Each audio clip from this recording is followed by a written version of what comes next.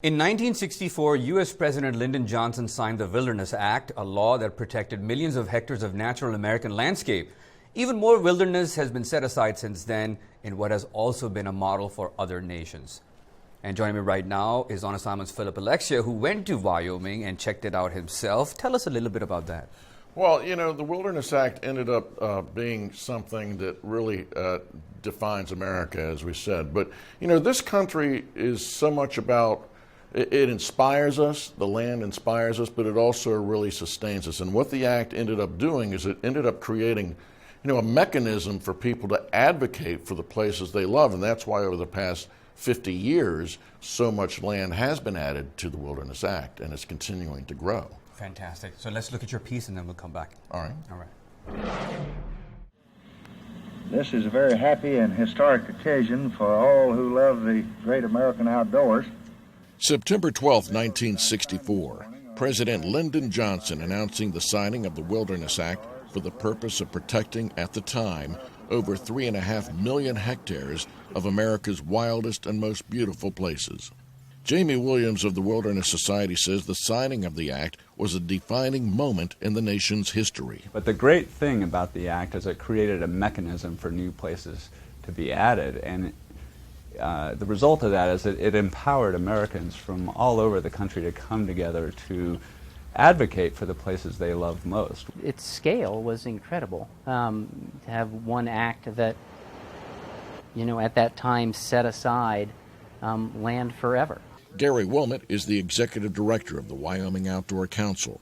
He says Wyoming has added another 0.6 million hectares of protected land since the act.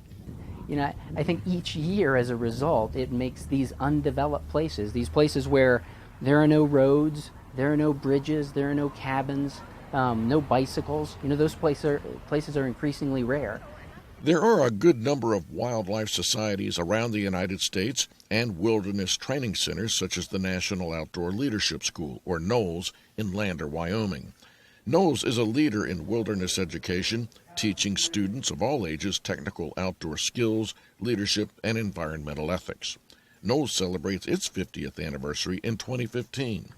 Director of Admissions and Marketing, Bruce Palmer, says protecting land is important because once it's gone, you can never get it back. And so there's always little nibbling at the edges that's always going on. And so I think we have to, and I think that's one of the things that NOLS does really well, I think, is by introducing our students to wilderness areas and backcountry areas. Once you've been there, you kind of have this sense of like, oh, this is really important to me, and you want to protect it. Federally protected lands in the U.S. have grown more than tenfold since the Wilderness Act of 1964. Today, 44 million hectares across 44 states are protected, making the U.S. National Wilderness Preservation System the first and largest of its kind in the world. It took more than 60 drafts and 8 years of work to get the act passed, but Gary Wilmot says it was worth every bit of the effort it took.